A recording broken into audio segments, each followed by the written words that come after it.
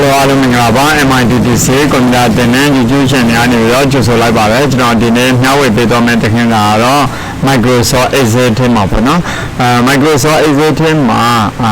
အသုံးများတဲ့ function လေးတစ်ခုနဲ့နေပြီးတော့ဒီ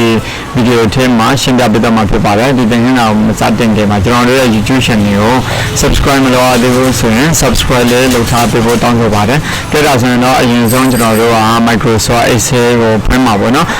ဒီ Microsoft Excel မှာဆိုရင်ဒါကျွန်တော်တို့voucher ဆွဲထားတဲ့ဟာတွေပေါ့နော်ဒီ voucher မှာကျွန်တော်တို့ကဒီအပေါ်ကRoma Photo and Video Service ဆိုတဲ့ဟာလေးပေါ့နော်အလေးရောလှန်တရားတောင်းရှိဆိုတဲ့စာသားလေးကိုstrike through လို့ရှင်းတာပေါ့နော် strike through လို့ရှင်းတာက home ကနေပြီးတော့ဒီမှာပေါ့နော်ဒီမှာ strike through ဆိုတာရှိတယ်ဒါကတော့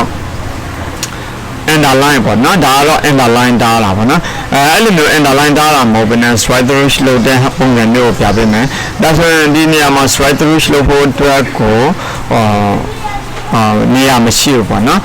setting ထဲမှာတော့ပြင်မှတားလဲ strike through လုပ်လို့ရတယ်အဲ့ဒါကိုကျွန်တော်တို့ကဘာနဲ့လုပ်လဲဆိုတော့ control ရယ်number 5ရယ်ပေါ့နော် control CTRL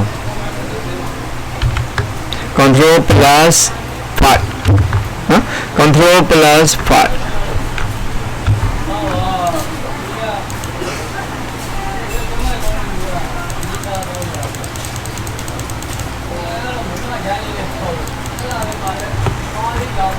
Control plus 5 no?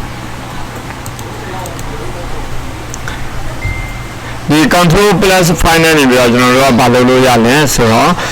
ဒီ strike through လုပ်လို့ရတယ်နော် strike through ကဘယ်လိုလုပ်တာလဲဆိုတော့ကြည့်အောင် control ရယ် 5 ရယ်ကိုနှိပ်လိုက်နော် control ရယ် 5 ရယ်နှိပ်လိုက်ရင်ဒီလိုမျိုးရတော့တယ်နော်ဒါကို strike through လုပ်တယ်လို့ခေါ်တယ်ကဲဒါဆိုရင်တော့ကျွန်တော်တို့ကတခြားနေရာတွေမှာ strike through လုပ်လို့ရလာပါနော်ဒီနေရာမှာဆိုရင် strike through လုပ်လို့ရတယ်strike through လုပ်မယ်ဆိုရင် control ရယ် 5 ရယ်ပေါ့နော်ဒါဆိုရင်ဒီဘက် thank you ကိုလည်း strike through လုပ်မယ် control ရယ် 5 ရယ်နော် control ရယ် 5 ရယ်နော် control ရယ် 5 ရယ်ပြန်ဖြုံးမယ်ဆိုရင်လည်းကျွန်တော်တို့က control ရယ် 5 ရယ်ကိုဖြုတ်လိုက်လို့ရတယ်နော် control ရယ် 5 ရယ်ဖြုတ်လိုက်လို့ရှိရင်ကျွန်တော်တို့ကဒီ strike through ကပြုတ်တော့မှာပေါ့နော်အဲ့လိုဆိုရင်ကျွန်တော်တို့ number ကဏ္ဍတွေရောလုပ်လို့ရလားလုပ်ကြည့်အောင်ဟုတ်ကဲ့ဒီ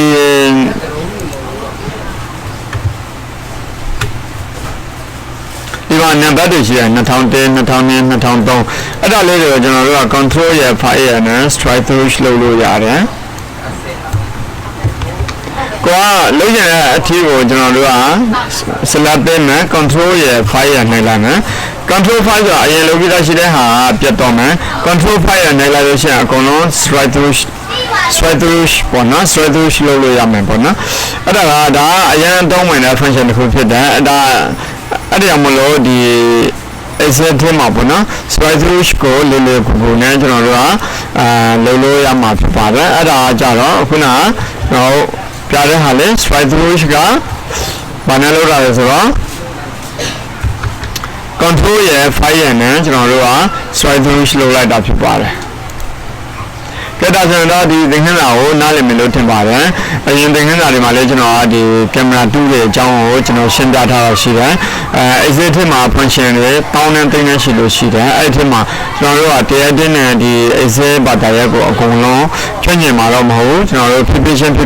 လေ့လာတော့လို့ရှိရင်တော့ကျွမ်းကျင်တော့မှာဖြစ်ပါတယ်ဒီသင်ခန်းစာကတော့ control 5 နဲ့ strike through လုပ်နည်းလိုပဲကျွန်တော်ကောင်းတင်ပေးပြီးတော့ YouTube ပေါ်မှာတင်ပေးမယ်အားလုံးပဲကျေးဇူးတင်ပါတယ်